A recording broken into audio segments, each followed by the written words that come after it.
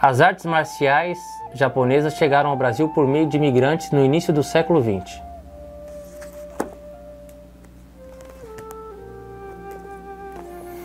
Interessante essa informação. Bem-vindo ao Vibe Talk Show. Hoje, um pouquinho diferente, nós vamos falar sobre o Karatê. Essa entrevista nos revelou muitas coisas, um mundo vasto que eu não sabia que tinha tantas modalidades. Quero convidar você para estar com a gente, conhecendo e vendo essa entrevista super diferente. Com vocês, Sensei Paulo Júnior.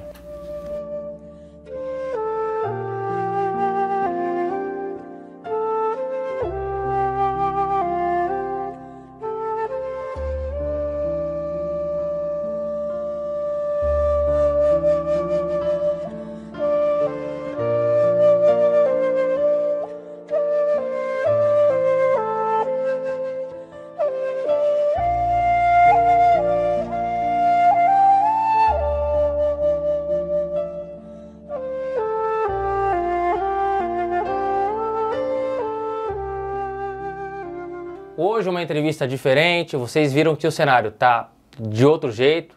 Por quê? Nós estamos aqui com o Sensei Paulo Júnior, ele vai falar um pouco do Karatê, vai falar também as características e olha, é um mundo muito grande para a gente conhecer em uma só entrevista. Então, nós vamos conhecer algumas características e bem-vindo, Sensei, tudo bem? Muito obrigado, gostaria de agradecer a oportunidade. Sim. Bom, para começar a entrevista, fala um pouco onde você nasceu, onde você estudou, fala um pouco como tudo começou na tua vida. Eu nasci na cidade de São Paulo, no bairro do Paraíso, né? Sim. E morei na zona leste de São Paulo, ali no Parque Santa Madalena, né? Estudei na Escola Haroldo de Azevedo, ensino médio, fundamental aliás, e o médio aqui em Itaí. Né? Acabei de me formar aqui. E você ficou, então você teve uma criação em Itaí e São Paulo. Você morou em outra cidade ou não? Não. Tive criação em São Paulo e Itaí, né? Alguns Sim. parentes já residiam aqui na cidade. Então, uma parte da minha infância foi aqui também. Muito bem. Quando você terminou o colegial, você voltou para São Paulo ou você ficou em Itaí? Sim, voltei para São Paulo. Assim, a maior parte da minha vida também foi em São Paulo. Né? Assim, depois que eu me formei, fui para São Paulo, porque aqui já não tinha emprego, né? Eu precisei ir para São Paulo para... Sim. Para começar uma profissão que ainda não era o Karatê. Não era o Karatê. Assim, você fez o quê? Você trabalhou do quê? Eu trabalhei de auxiliar de expedição, Sim. né? Depois passei para a parte de logística na Livraria Cultura, né? Sim. Mas antes disso também eu comecei também a minha infância no futebol, né? Comecei a jogar futebol, consequentemente também junto com o Karatê, né? Sim. Então eu tentava caminhar os dois juntos ali. Só chegou no momento do caminho que eu precisei optar por um por outro, que já não dava para conciliar os dois. Eu tive que escolher um ou outro. E todo sonho de criança é ser jogador de futebol. Sim. Né? A gente quer ser jogador. Então eu optei por jogar bola. E até onde você foi jogando futebol? Você parou, você se profissionalizou? Como que foi isso? Eu me profissionalizei, né? Mas logo assim que eu me profissionalizei, descobri que eu tinha um tumor no fêmur. Né? Precisei parar, fazer os exames, tudo. Foi diagnosticado um tumor e tive que fazer cirurgia. Foi uma recuperação assim, muito difícil para mim, tá? Onde eu tive que abandonar o futebol. Entendi. E aí você também tinha abandonado o Karatê por um tempo, porque você se dedicou ao futebol, uma outra atividade esportiva. E antes da gente entrar, né, de você falar do Karatê especificamente, já que você ficou em dúvida entre esses dois esportes, qual a importância do esporte? Porque você ficou em dúvida entre duas atividades esportivas, legal. Então para você, como pessoa mesmo, qual a importância do esporte? Assim, como vivia já no meio do esporte, quando foi diagnosticado o problema na minha perna, eu tive que me readaptar a um outro esporte, né? Que eu vi que o esporte era fundamental para a minha saúde, né? Então eu tive que readaptar como? Procurei voltar ao Karatê, né? Retornar ao Karatê. Porque quando você costuma fazer alguma atividade ou algo assim, você vê que aquilo te faz falta, você precisa daquilo lá. Né? Onde eu optei voltar para o Karatê. Muito bem. E como você definiria o esporte, na sua concepção pessoal? O que é o esporte para o Sensei? A importância do esporte, como sempre eu falo, é assim, para mim o esporte é eu levantar de manhã, fazer minha caminhada, para me relaxar, para começar bem o meu dia, né? Sentar, tomar meu café. Isso assim para mim já começa o meu esporte assim. Né? Entendi. Então uma atividade física que faz você se movimentar e traz um benefício, né? Muito bem. Fala um pouco pra gente, você já falou um pouco da sua vida esportiva, né? Quais as dificuldades iniciais quando você começou a fazer o karatê? Quais foram os desafios iniciais para você? Ali quando criança, você lembra? Você tem memória? Sim, sim. Quando eu comecei o karatê, foi o último dos amigos a entrar, né? E para mim se adequar à arte, tive que aprender muita coisa. A disciplina, que era difícil me concentrar, que criança quer saber de brincar, correr, aquela coisa, né? E dentro do dojo é diferente, né? Então eu tive que me aprender a me adaptar dentro do lugar, dentro da academia, né? Porque na escola a gente fala que vai para estudar quando criança, mas chega lá, você quer brincar com os amigos, aquela coisa toda, bem diferente que o sensei nos ensinava, o sensei Vieira. Então você era uma criança imperativa, pelo que você está falando. Ah, sim. E aí, no começo o desafio para você foi aprender a se concentrar. Justo. Então você percebeu o benefício? Sua família percebeu? Sua mãe, seu pai percebeu que você ficou mais concentrado, mais calmo? Sim. Todos? Sim. Ah, muito bem. Qual é o desafio hoje um professor tem para formar um atleta?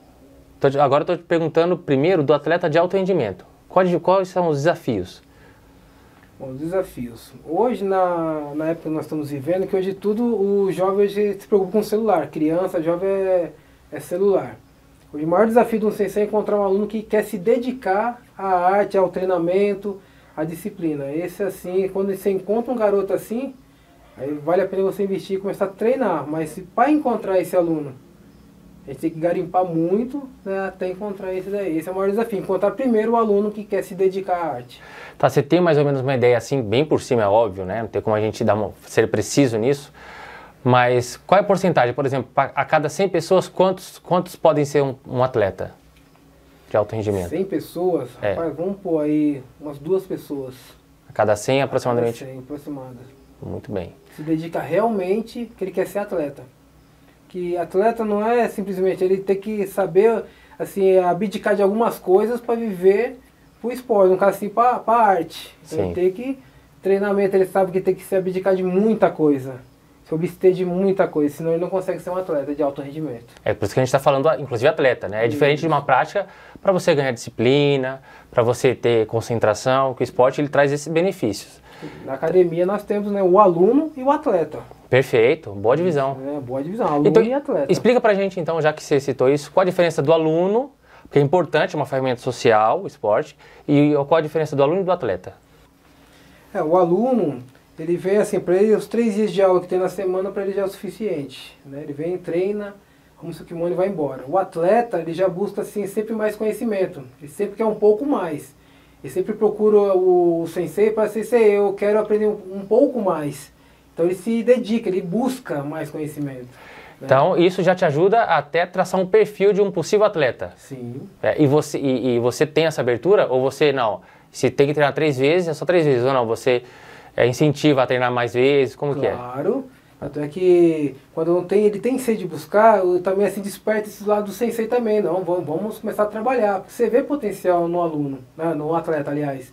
Então assim, eu tenho os horários de treino, sensei, eu quero treinar a tal hora. Vamos lá, você me encontra na academia e vamos, né, passar essa parte que você quer aprender. Então sempre... É legal, porque é uma fase de transição, né? A pessoa vem, conhece como aluno, depois ela desenvolve um interesse e ela pode ser um possível atleta que mais pra frente na entrevista você vai explicar também alguns resultados que nós já temos.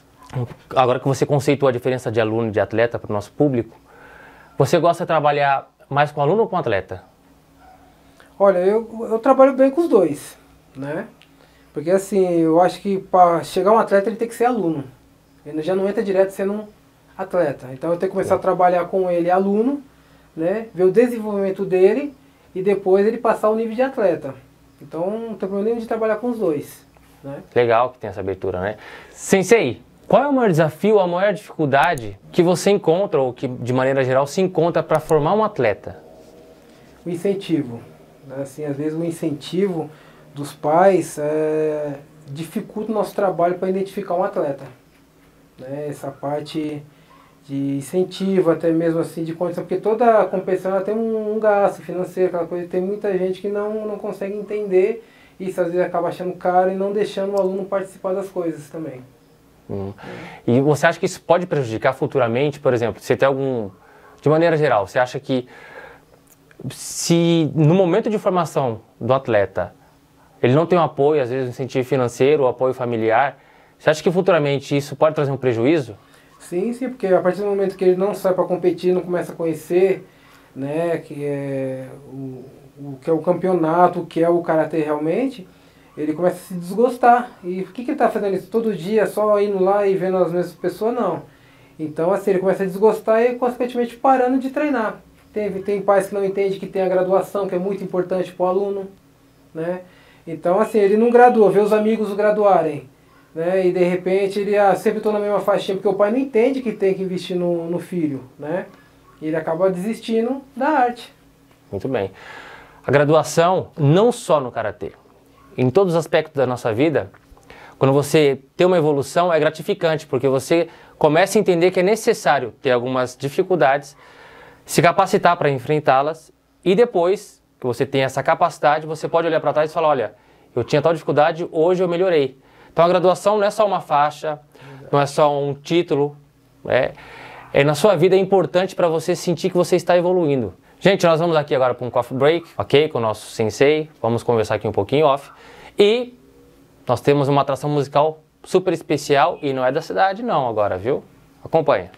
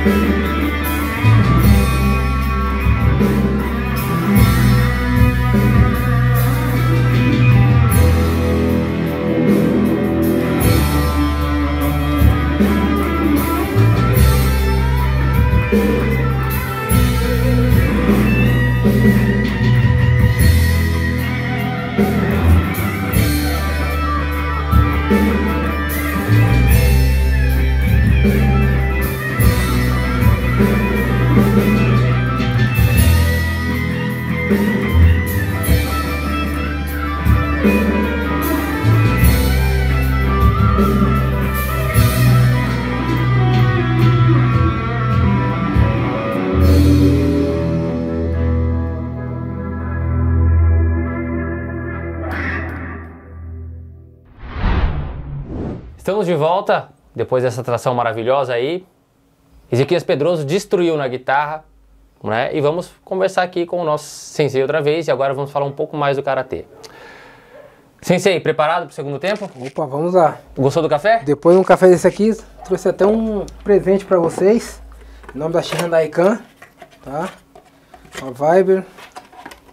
Ô, gente, galera, palmas aí, ó. A produção, todo mundo bom, gente. Obrigado, obrigado. Muito obrigado. Nosso primeiro presente, Ei! Ó, quem vir aqui, por favor, tá?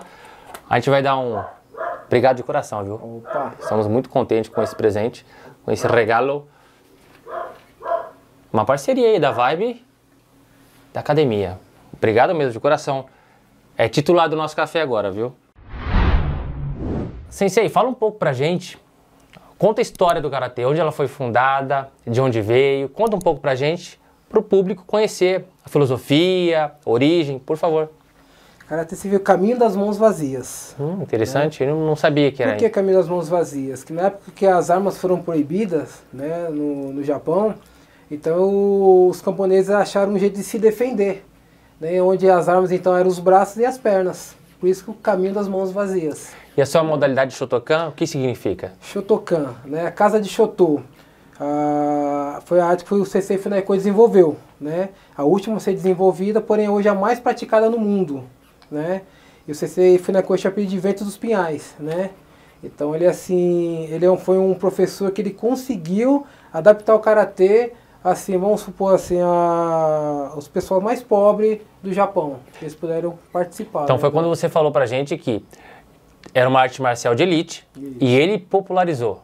Isso. Sim, e hoje no mundo é mais praticado. E na sua opinião, por que é mais praticado essa modalidade? Por ser assim, o último a ser difundido, né, muitos assim tiveram, o Shotokan teve muitos adeptos, né? Ele foi assim, o último a ser desenvolvido mais praticado hoje no mundo. Então assim, quando fala em termos Shotokan, né, então Shotokan assim, todas as cidades, países, você encontra o estilo Shotokan, né? Interessante, porque como eu não conhecia, e eu acho que a maioria do público também, são várias modalidades. Eu imaginei que o karatê era uma coisa só. Aquela do Karate Kid, né, tinha o Sr. Miyagi e tal, imaginava que era aquilo. Não sabia que tinha tantas variáveis assim. Por isso é interessante a Vibe trazer para vocês essa informação, esse conhecimento, né? Bom, e você já falou das modalidades, né? Quantos karatecas existem no Brasil aproximadamente? Hoje inscritos nas federações, aproximadamente 250 mil atletas. E é interessante colocar que nós estamos em Olimpíadas e o karatê, recentemente ele entrou nas Olimpíadas, né? Recentemente é olímpico, né? Mas é agora nessa Olimpíada ou nessa Olimpíada. Então é a primeira vez que está sendo olímpico? Primeira vez, e justamente o lugar que ele foi desenvolvido foi no Japão. Né? Interessante, né? Muito interessante. Tá, e qual a diferença, para nós que somos leigos, tem diferença o karatê olímpico para um karatê, você acabou de falar de modalidades, tem uma diferença do karatê olímpico para o Shotokan, por exemplo, ou não? Sim, assim, quando a gente fala em karatê olímpico e karatê tradicional, são dois karatês que eles não caminham junto, são meio que brigados, né? Porque o karatê tradicional ele foi desenvolvido para a guerra, né? Então, assim, e o karatê olímpico ele não pode ter contato excessivo. Então são dois karatê que eles se batem, né? Então, o karatê tradicional, karatê defesa pessoal. E o karatê olímpico, competição, tá? Então não pode ter, assim, tem vários critérios que não pode acertar, não pode... Tem toda uma certa segurança para o seu oponente. Enquanto a defesa pessoal, não, você vai se defender, né? Sim. E tem alguma modalidade do karatê que é um pouco mais agressiva, que permite contato, que permite esse atrito? Sim, aqui é o Koshin. Né? Aqui é o Koshin hoje é um karatê assim, tradicional, que aproxima-se mais assim da guerra, como se fosse, né? Dois entram, um sai. Né? Então são assim, nocaute. Né? E hoje, assim, com o MMA, entrou o Karate Combat, foi lançado o Karate Combat. Mesma coisa que o MMA, porém só pode usar Karatê. O Octagon, mesma coisa, mesmo formato do MMA, porém é Karate Combat hoje. Interessante, mas então é mais recente das modalidades. Isso, mais recente. E você já viu alguma luta? Sim, sim. E Tem brasileiros que estão participando já. E como que o Brasil está nisso? Você acha que está bem, na tua opinião? Você acha que tem bons representantes? Olha, como assim, querendo ou não, a gente está um pouco atrás da Europa, né? Então, assim, o Brasil está se adaptando ao Karate Combat. Então, tem muita coisa ainda a ser desenvolvida, né? Muita coisa que tem que ser ainda estudada e analisada ainda. Para uma criança iniciar no Karatê, aproximadamente quantos anos pode começar? Para a família que está vendo a gente, às vezes quer levar o filho. O sensei já falou da importância da disciplina, ajuda na concentração, o esporte é uma ferramenta de transformação mesmo. Então, com quantos anos aproximadamente uma mãe, um pai pode levar o filho para começar o Karatê? Olha, a partir dos 3 anos, assim, é uma idade que já pode deixar ele no tatame. Mesmo que ele não vai fazer as coisinhas corretas, porém, só o fato de ele estar ouvindo a voz do comando do sensei, né, as contagens em japonês, ele começa a desenvolver já essa percepção dele. Ele já começa, que nem eu tenho um filho de 1 ano e 6 meses, que só de ele ouvir, né, ele chuta, ele já tem noção, ele chega no tatame, você colocou o kimoninho nele, ele se transforma. Né, já faz os movimentinhos dele, do que? Dele tá vendo os alunos treinando. Né? Então as aulas em Karatê é em japonês? Sim. As falas, os golpes, as contagens, sim. Interessante, então, além de um esporte, de uma prática, de uma atividade física, né? De uma prática esportiva, também tem uma questão até de você aprender um pouco outro idioma. E a cultura também, sim, né? Sim. Então eu não sabia. Então dentro do tatame é só japonês? Japonês. Tem algumas coisas que a gente fala em português, claro. Né? Até o aluno que nem o iniciante, quando entra, a gente chama de kohai. O kohai entra, então tem algumas coisas que tem que ser falado em português, mas ao longo dos treinamentos ele vai aprendendo o que é japonês. Você falando, uma suposição, um izagueiro e uma joelhada. Né? Então ele vai você falou um nome em japonês, ele já sabe o que tem que fazer. Então dá um exemplo pra gente, por exemplo, como que seria um soco em japonês? Oizuki. Ajoelhada. Izagueri. Chute. Maigeri. Depende do chute. Maigeri, tudo que é geri é chute no karatê. Tudo que é oizuki, zuki é soco. Tá? Entendi. Diferente, né? Diferente. Então já é um acervo cultural além de uma atração esportiva. É interessante a gente poder trabalhar com essas ferramentas, porque a nível cognitivo também a criança se desenvolve. E você proporciona, além da cultura, o esporte. Então a Vibe também quer passar essa mensagem de qualidade de vida para vocês. Sensei, falando um pouco agora, você falou um pouco do Karatê, da história, muito interessante, tem um mundo muito grande, eu acho que teria que fazer 2, 3 entrevistas para falar de cada modalidade. Falando de desafio, e o Karatê ele proporciona isso, né? Qual foi o maior desafio na pandemia para o Karatê? Os treinamentos online. Os treinamentos online foi difícil, né? Que Mas você chegou a parar na pandemia ou não? A gente chegou a dar uma parada, assim, pouco tempo. Sim. A gente queria achar um jeito de treinar os alunos, que eles não queriam parar. Que bom, né? Eles não queriam. Não, assim, vamos dar um jeito, onde entrou o treinamento online, né? Sim. A gente marcava o horário e vamos fazer. Então, acho que a próxima pergunta seria essa. Quais foram as soluções? Então, a solução foi utilizar a internet para passar a aula. É lógico que é diferente, né? Na pandemia também tivemos assim, um grande problema dos pais por causa do medo, mas, claro, com toda a razão, de deixar o filho ir para a academia, né? Exato. Então teve muitos alunos que pararam, não foram, né? Então eles optaram por treino online. E aproximadamente quantos alunos você tem? Ou quantos alunos seu projeto já ajudou na cidade de Itaí? Já chegou a mais ou menos uns 450 alunos, mais ou menos. Aproximadamente, muita gente, né? Tá bom, você falou dos alunos, vamos falar um pouco dos resultados que você teve aí, né? Fala pra gente, quando você começou em Itaí, como foi a história, como foi começar em Itaí, quais foram os desafios, conta um pouco pra gente da sua história em Itaí e a história do Karatê em Itaí. Você foi a primeira escola de Karatê ou já teve alguma escola de Karatê em Itaí? Olha, procurando, assim, conversando com o pessoal, já teve outro professor que veio aqui, né? Começou a ministrar aula, mas não deu continuidade. A gente mudou para Itaí em 2016, trouxe o Karatê pra cá, a convite do pastor Rony, né? Na igreja evangélica de Itaí, onde tudo ali começou. Foi ali? Foi ali. Ali foi a semente? Isso. Com quantos alunos aproximadamente? A gente estava com uns 40 aluninhos ali. E ali o projeto era só para criança da igreja ou era aberto ao público? Não, era aberto ao público. Né? Entendeu? Muito aluno aí do Beira Rio. Né? Começou com as crianças do Beira Rio. Né? Em ano de 2017, convite do ex-prefeito Thiago Miquelin e do secretário Bird, né? Eu levei um projeto para eles, analisaram o projeto e gostaram, né? E acreditaram na ideia. E consequentemente, o atual prefeito Zé Ramiro manteve, né, esse programa que é o SEAMA hoje, que trouxe muitos benefícios à cidade. Hoje o Karatê, eu posso dizer para você que foi o esporte que mais assim, trouxe medalha para a cidade de Itaí. Né? Vamos colocar 3 anos e meio, tirando o ano de pandemia, foram conquistadas 1.003 medalhas. No total? No total. Em 3 anos? Em 3 anos e meio. Vamos colocar 3 anos e meio com esse ano aqui. Tá, é óbvio que a gente tem que reconhecer as pessoas que ganham medalha, né? A gente sabe que o esporte, no município, ele não tem só a função de formar um atleta ou de trazer medalha, mas é importante também, já que você está falando em números. No Karatê, por exemplo, tem modalidades que você compete e você ganha uma medalha de participação. No Karatê é assim também ou não? Essas medalhas são de primeiro, segundo e terceiro lugar ou é só de participação? Não, primeiro, segundo e terceiro lugar. Ah, então é por competir mesmo, por meritocracia. Competir mesmo, isso, né? Isso é, quando a gente coloca esse número de medalhas, é claro que tem crianças, tem competições que eles dão medalhinha de participação, mas essas medalhas a gente não conta.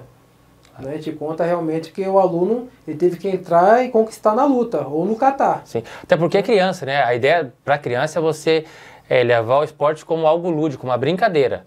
Mas aí já não, quando já é um adulto ou um adolescente, ele já entende a importância da competição e até para formar um atleta, ele precisa viver esse clima, um pouco dessa ansiedade, um pouco da disputa. É importante, de fato, reconhecer e ter o mérito, porque as medalhas geralmente falam honra ao mérito, né? E ter o mérito de levar a medalha entre os 3 primeiros, né? Então, 3 medalhas. 1.003 medalhas num total em 3 anos. Isso. É um resultado assustador e positivo para a cidade, acredito, né? E esses campeonatos só são disputados no estado de São Paulo? Não. Interestadual também. No Paraná mesmo, a gente disputa tanto São Paulo quanto Paraná. Aí pode? É permitido isso? Sim. Pode. Ah, que interessante. Então, assim, o Campeonato do Paraná é um campeonato assim, eu levo mais a atleta iniciante. Porque São Paulo, querendo ou não, ele é o berço do Karatê Elite. Tanto é que quando é o Campeonato Brasileiro, São Paulo ganha disparadamente.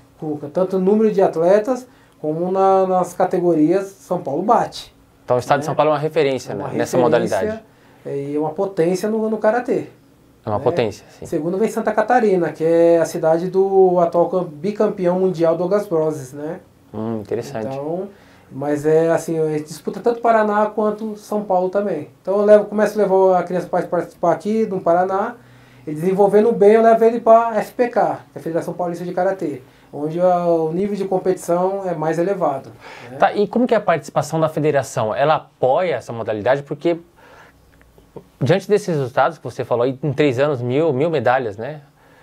É um número que você olha e você se assusta. Ainda mais quando você precisa ter meritocracia, quando não é de participação, né? É um número interessante. A federação, ela apoia, como ela atua com vocês? Assim, para a gente chegar num campeonato brasileiro, se a gente não tiver registrado numa federação, a gente não participa, você não consegue participar. Ou seja, é uma trave, é importante isso, né? Não é qualquer um que pode chegar, não, eu quero ir num brasileiro, vou lá e... Não pode. Até pensando em abrir academia, né? Porque a gente sabe que muitas vezes tem pessoas que aproveitam de uma situação para falar, tomem cuidado, para falar que é professor, que tem isso e aquilo, mas no Karatê, então, tem como a pessoa conferir se esse professor... Isso. Primeiro, para você abrir uma associação, você tem que ter no mínimo 3º Dan. Abaixo disso, se você não... Explica o que é 3º Dan para as pessoas. 3º Dan é assim, depois você chega na faixa preta, no caso o Dan, na faixa preta, 1º, 2º, 3º Dan, se chama de Dan, né? Então assim, se você não for um 3º Dan, você não está apto a abrir uma academia, uma associação, né? Então tem que ter uma pessoa de nome, de referência dentro da Federação Paulista, registrado, para ser diretor técnico seu, né? Abaixo de 3º Dan. Acima do 3º Dan você pode abrir uma academia sendo registrado na federação. Então você passa por avaliações. Isso. Interessante esse caminho, eu não sabia. Imaginei que era de uma outra maneira. E para alcançar esse Dan, você passa por... É como exame de faixa? Como que é? Isso, é como exame de graduação, né? Hoje no Karatê nós temos 8 faixas, né? No caso branca, amarela, vermelha, laranja, verde, roxa, marrom e preta. Passou por tudo isso aí, vai uma base de 6 a 7 anos de treinamento, né? Isso dependendo assim, o aluno também ele pode ser reprovado no exame. Se o aluno está apto, eu quero fazer exame, mas ele não está apto para aquilo, né, ele pode ser reprovado no exame. Ah, então é um desafio mesmo. É um desafio mesmo. Não uma faixa só porque ele, um exemplo, está 3 anos e porque ele está 3 anos. Não, ele tem que merecer a faixa, ele tem que seguir o ritual, saber fazer os golpes e nos rituais de graduação, eu não sei se é o nome, né, mas nos rituais de graduação, tudo em japonês também? Em japonês também? A não ser assim da faixa branca para amarela, porque é iniciante. Sim. Mas a partir da faixa, no caso amarela em diante, a maioria das palavras, das pronúncias, é tudo em japonês. Muito bem. E como que é, cara, os atletas que você tem hoje? Né? O Bird falou na entrevista que tem alguns atletas que têm se destacado na modalidade do Karatê. Fala um pouco desses atletas, quem são esses atletas, quais as possibilidades de um futuro para a cidade de Itaí e para o Karatê. Explica pra gente. Hoje, na Seleção Paulista, na base do ano 2019, porque assim, como não houve ainda competição em 2020, e agora que está voltando em 2021, nós temos hoje 12 atletas na Seleção Paulista de Karatê. 12? 12. 12? 12 atletas, né? E 3 atletas no Projeto Olímpico do Estado de São Paulo. Esse Projeto Olímpico é assim, é uma base como se fosse um time de futebol, é a base que vai se formando e quando tiver apto vai estar assim, disputando uma vaga para as Olimpíadas. O Bird comentou que tem uma questão de uma preparação psicológica, sim, enfim... Tem todo um cuidado, um treinamento, né? Médicos, psicólogos acompanham esses atletas, nutricionista. Sim, esse é pro pré-olímpico. Isso. E a modalidade que tem 12 participantes, ele... É o que defende o Estado de São Paulo nas competições fora. Sim, e qual a perspectiva, ou seja, quais possibilidades tem esse pessoal que está nessa modalidade? Olha, graças a Deus eu posso falar assim que os alunos que nós temos hoje foi tudo formado em Itaí. Desde pequenininho, crescendo, treinando com a gente hoje eles estão num nível assim, de disputa muito grande. Né? Tanto para os jogos regionais, hoje se eu falar para você, se tivesse os jogos regionais hoje, eu tinha atleta para participar sossegado, sem problema nenhum. Né? Então são atletas assim, que hoje estão tudo preparados para competir. Né? E é um orgulho assim ter essa formação, você saber que desde a origem, que é um projeto recente. Nós estamos em 2021, colocando que 2020 teve pandemia, ou seja, isso provavelmente inibiu de aparecer mais um talento aí, ou alguns talentos, não é? E são 3 anos, com todo esse resultado, qual é o sabor disso, cara? Como que é? É gratificante você ver pessoas ali no pré-olímpico, numa possibilidade de chegar a uma seleção brasileira e defender o país, saindo de Itaí, de um projeto recente, como que é? Explica pra gente, qual é a sensação? Olha, quando a gente vê um aluno num pódio, pra gente assim, eu sempre assim, eu falo que pra mim são meus filhos. A gente passa mais tempo junto do que com a família, viajando, competindo. Então quando a gente vê um aluno num pódio, nossa, pra gente é uma alegria imensa, é muito gratificante pra gente. A gente vê nosso trabalho sendo, né, ser reconhecido através do aluno. Sim. Né? O aluno ele se dedicou, ele esforçou pra estar lá. Né? E, consequentemente, o sensei também teve todo aquele empenho de treinar, de mostrar para ele. A gente mostra o caminho. Aí onde a gente fala que sai do aluno para o atleta. Então, quando ele entende isso daí, ele abre novos horizontes para ele, que é os campeonatos, tanto estaduais, interestaduais, ele começa a crescer dentro da arte. Né? Sim. Sensei, explica pra gente, então, um pouco de como esses atletas, especificamente esses 3 que você comentou, como eles chegaram nesse patamar. É por competição, é por indicação? Explica pra gente como que é. Bom, para ele chegar nesse nível do projeto, ele teve que, assim, galgar muitos campeonatos, né? Em primeiro, sempre estando no pódio, né? A partir do momento que você começa a ranquear, dentro lá, você começa, tipo, a analisar, a federação está te analisando. Então, onde eles te convocam para fazer parte desse grupo seleto de atletas. Entendi. Quem foi o primeiro atleta itaiense que chegou nesse patamar? Maria Fernanda Tristão. Foi a primeira atleta a ser convocada, né? Depois foi a Gabriele, né? A Gabi. E por terceiro foi o Tyler. Né? O Tyler já vinha conquistando, né? Porque assim, a categoria, o Tyler hoje está na categoria júnior. Então, tanto ele pode disputar a júnior quanto a sênior, que é a top de linha hoje dentro do Karatê, né? A competição mais forte, no caso, assim, a categoria mais forte. É mais difícil, então? Seria mais difícil. De uma outra maneira falando, seria o nível profissional do Karatê. Isso, é o sênior. Isso. Então tem o júnior, que já é difícil, depois já vem a sênior, né? Então, assim, O reconhecimento do atleta, então a Gabi, a Maria Fernanda, como estava sub-14, né? Ela foi a primeira a ser integrada no grupo pelas conquistas dela. Depois foi a Gabi e por último foi o Tyler. E quantos anos? Maria Fernanda tem 14? 13 anos. 13. Né? A Gabi vai fazer agora, fez 16 anos e o Tyler também. Né? Vai fazer 17 anos o Tyler. Adolescentes potenciais, então. Você está aí, tem um tesouro nas mãos, né? Tem um tesouro na mão. Né? Hoje, assim, o Tyler foi um atleta assim, que está se destacando em todas as competições. Tanto o kata que está observando de pandemia, ele foi o único atleta que estava competindo no kata online. Então ele gravava os vídeos e mandava nas competições online. Ele conseguiu ser campeão em duas competições muito importantes, sendo assim feita pelo Brasil. Interessante. Nós já vamos explicar para vocês o que é kata, ok? O professor Júnior falou das modalidades e nós vamos explicar passo a passo aí numa edição um pouquinho mais especial, tá bom, gente? Sensei, deixa uma mensagem pro mundo, a câmera é tua. Qual a mensagem que você gostaria, qual a marca ou o legado que você quer deixar pro mundo?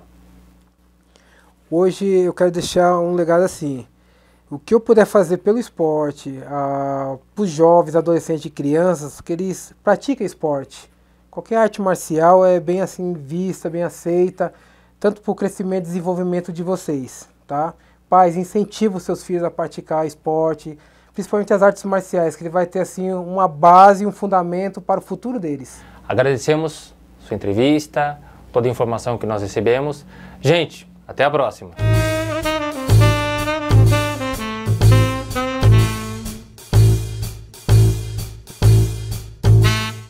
Sensei, explica pra gente tudo isso que nós estamos vendo aí, por favor. Bom, vamos começar com a katana, a famosa katana, né?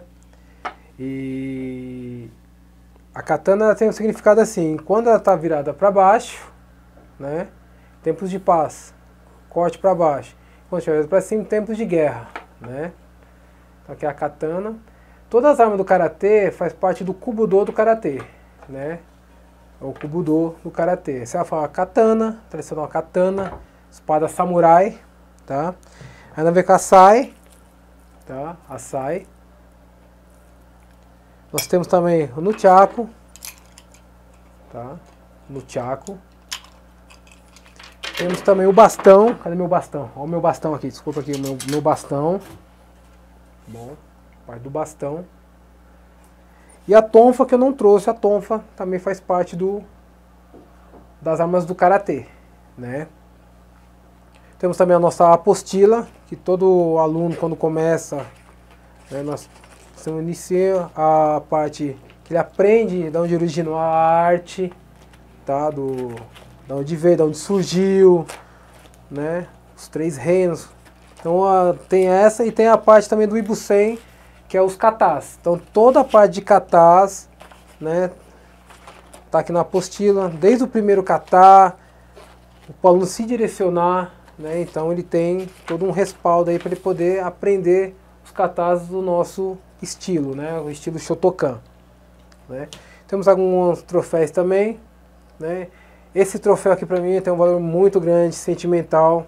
Foi logo quando eu comecei a treinar, né, de 95 para 96. Hoje meu pai falecido foi ele que me entregou esse troféu, né, então tem uma importância muito grande para mim, né. Fui campeão, aliás. Também temos esse troféu, também foi o primeiro troféu que a gente ganhou quando a gente veio para Itaí. Esse foi o primeiro troféu, que foi na cidade de Botucatu, tá? A convite do professor, a gente foi participar e graças a Deus tivemos uma ótima desempenho na cidade lá. Levamos 5 atletas só e os 5 atletas trouxeram medalha, né? Esse foi o primeiro ano, né? Esse troféu maior é o troféu da Interestilo, que a gente foi campeão, né? Interestadual da Interestilos, né? Foi um grande campeonato que tinha mais ou menos aí quase uns 500 atletas de nível assim de competição, né? Temos esse também, né? Também faz parte do Interestadual, que a gente conquistou também, tá? Um grande troféu, tá? Temos as medalhas da federação, né? Essa aqui que é da regional 2016, tá? E também essa aqui do interestadual também. São medalhas aí, né? Eu não posso pegar um pouco dessas outras aqui, não, só para dar uma... Gente, olha, tudo isso aqui, né? É um pouquinho, né? Tudo isso aqui foi fruto de dedicação, de esforço, desempenho, comprometimento dentro da arte, tá? Se a gente, quando a gente almeja ser um atleta de alto rendimento, nós temos que abdicar de muitas coisas, como foi dito na entrevista, tá? E todas as medalhas, que até a gente conquistou as 1.003 medalhas, foi assim de uma ideia que surgiu, que acreditou, né, e deu continuidade. Gostaria de agradecer o prefeito José Ramiro, né, pela essa oportunidade que está nos dando aí de continuar esse trabalho, que é muito fundamental. Esse projeto SEAMA abriu muitas portas para muitos jovens, crianças e adolescentes, que a gente possa cada dia mais crescer esse número de jovens, a colocar eles dentro do tatame e ensinar essa nobre arte.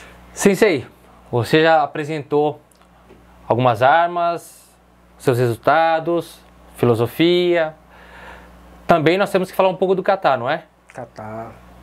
O kata, ele é a raiz do karatê. Ele é a base mais forte do karatê, é o kata.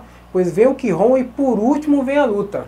Se você não tiver um kata e um kihon bem feito, você não tem uma luta perfeita. Eles são a base. Se você não treinar constantemente o kihon e kata, você não conhece o que é karatê. Muito bem. E quem vai explicar pra gente sobre o kata? A senpai Fábia Fernandes, né? Ela é a coordenadora dessa parte de kata, né? Ela é responsável no projeto SEAMA também a passar essa técnica que é bem importante dentro da nossa arte, né? Muito obrigado, Sensei. Estamos aqui agora com a senpai Fábia. Ela vai explicar um pouco da modalidade de kata. Modalidade que o Sensei Júnior explicou pra gente aqui. Bem-vindo ao Vibe. Obrigada. Tudo bem? Tudo bem. Fala um pouco do que é o kata pra gente. O kata são movimentos, ele não tem contato físico. Então você se prepara para quando você está numa luta. Então é uma luta imaginária que a gente passa. Eu corrijo base, ali tem que sair uma base forte para o karatê ser forte. Interessante essa filosofia. Ou seja, ele vai imaginando os golpes, ele vai fazendo sem o contato para depois, se ele quiser uma evolução. Então, no karatê existe a disputa de kata, por exemplo, porque eu imaginei que era só o contato mesmo. Não, existe a competição de kata. E a gente tem aluno de kata. Bastante alunos de kata. É tanto que quando o aluno não gosta do Shiai, que é o Shiai Comitê, ele tem a opção de fazer o kata. Tá, o Shiai Comitê o que seria? É a luta. É a luta? Ah, sim. Aí a gente fala Shiai Comitê. E você está há quanto tempo coordenando o kata? Comecei em São Paulo em 2011. 2011. E desde aí está sempre orientando? Sempre orientando. Aí a gente veio para Itaí, aí a gente começou o trabalho em 2016. Sim, então uma base forte... Karatê forte. Karatê forte. Base fraca, karatê fraco. Mais alguma coisa que você queira falar? Fico honrada em fazer parte da cidade de Itaí, trabalhar com jovens daqui, porque pra gente foi... aquilo que a gente aprendeu lá atrás, hoje a gente vê de uma visão maior. Porque Itaí veio trazendo adolescente, crianças pra gente, que foi nos ensinando cada vez mais. Porque a gente acha que a gente já sabe, mas a gente não sabe de nada. Com cada aluno a gente vai aprendendo mais. E eles passam o conhecimento pra gente, que às vezes a gente fala assim, nossa, eu achei que eu já sabia. Mas cada criança e cada adolescente que passa, a gente aprende mais. Então é um desafio diário. É um desafio diário. Você poderia fazer um movimento bem simples pra gente ver, pra câmera? Como seria? O mais simples possível de um kata. No karatê a gente começa com comprimento e termina com comprimento. Então tudo que a gente vai iniciar, a gente cumprimenta. Yoi. Ageuki. Voltou. Cumprimenta. Bom, gente, eu vou explicar um pouquinho do comprimento. Quando a gente faz o comprimento no início e no final, tudo tem uma cerimônia. Se eu cumprimento olhando para frente, é porque eu tenho um oponente. Meu maior oponente é aquele, então eu não posso tirar o olho dele. Agora, se eu cumprimento olhando para os meus pés, o meu maior oponente sou eu mesmo. Bom, gente, essa foi um pouco das nossas técnicas que a gente passou aqui para vocês. Mas se vocês quiserem conhecer mais, sinta-se à vontade de nos procurar, de estar conhecendo o nosso dojo. O Seama vai estar aberto logo mais, eu creio que com essa pandemia tudo vai se resolver, todo mundo vai estar vacinado, vai estar voltando normal. Vocês estão convidados a participar com a gente, tá nos procurando, a gente vai estar de braços abertos recebendo vocês lá, pode ter certeza que a gente vai cuidar com amor, com carinho, e os pais também que vai levar os filhos, se sinta à vontade de treinar com a gente também, porque os pais é importante estar treinando com os filhos. E eu quero aqui agradecer a Vibe pelo carinho, pela atenção, ter nos convidado, ao secretário Bud, que assim, eu só peço que Deus abençoe a cada um de vocês, e quero que também, em nome da Academia Shihan Daikan, entregar alguns presentinhos. Espero que vocês gostem de coração. Em nome da Academia Shihan Daikan, quero também aqui agradecer a todos vocês pelo carinho. Entregar mais um presentinho, espero que vocês gostem. Muito obrigado. Uma lembrancinha. Que bonito, hein? E ó, sobrou até pra galera da produção. E tem mais alguma coisinha também aqui. Ah, é? Hoje é dia dos presentes, é Hoje é dia xícara. dos presentes. A Vibe tá muito feliz. Ó, tem aqui a nossa camiseta.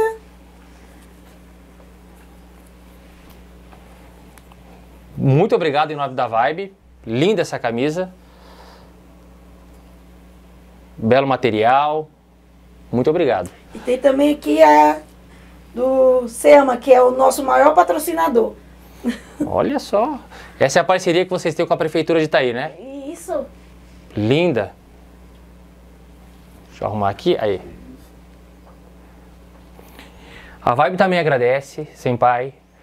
É um orgulho para a cidade de Itaí e também conhecer o trabalho de vocês, saber da seriedade e também desejamos a todos vocês muita sorte, muitas medalhas, que nosso município possa ser representado cada vez mais com pessoas com talento como vocês. Muito obrigado. Obrigada, a gente que agradece.